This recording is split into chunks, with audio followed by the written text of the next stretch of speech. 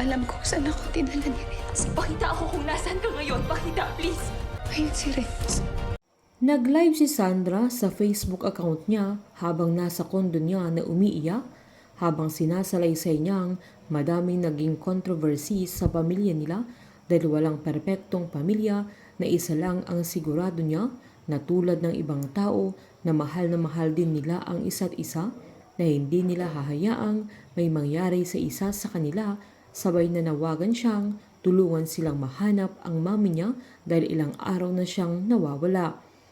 Sakto namang nanonood ang mga kalugar ni Lavanchi sa live ni Sandra nang aalis sana ito, kaya tumigil siya. Giniit pa ng dalaga na may cancer ang mami niya at delikado yon na kailangan niyang maipagamot, na nanindigan siyang hindi kriminal si Rose. Pinapanood din siya nila Matt, Gwen at Christina habang nasa bahay nila, na sinaad pa ni Sandra na na-frame up ang mami niya na ang mga taong dapat magdusa ay ang mga gumawa nun kay Rose, na napakiko na lang si Christina dahil alam niya sa sarili niya na siya ang may kapakanan sa mga pagdurusa ni Rose.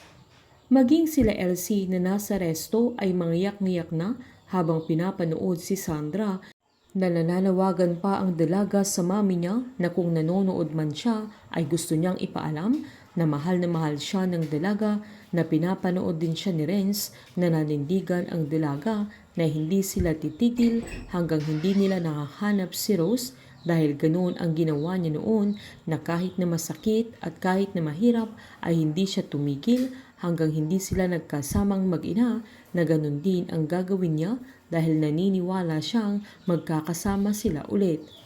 Nagkukonsensya na din si Vanchi habang pinapanood niya ang panawagan ng dalaga.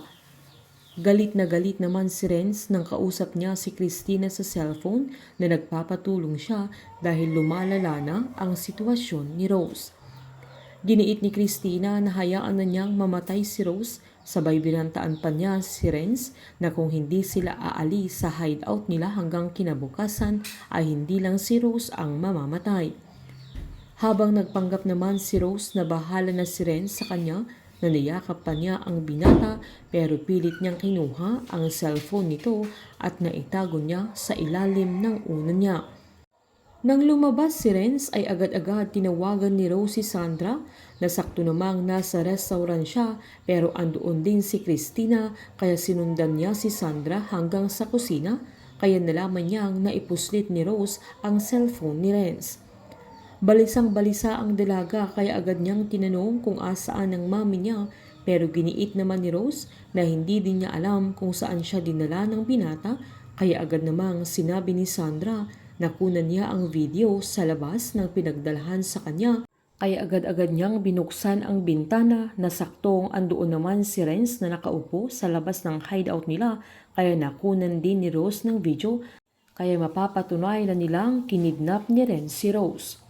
Mamamatay na sa takot si Christina sa sandaling yan dahil mabibisto na siya, at bago pa makapunta sila Sandra, Matt at ang mga pulis sa kinaroroonan ni Rose ay uunahan na niyang patayin si Rose. Painit ng painit ang mga tagpo, sabay-sabay po nating subaybayan ang advance episode at ang huling 7 araw ng Unbreak My Heart dito po sa aking channel. Patuloy lamang pong manood at mag-subscribe para ma-update po kayo sa mga susunod na episode. Marami pong salamat.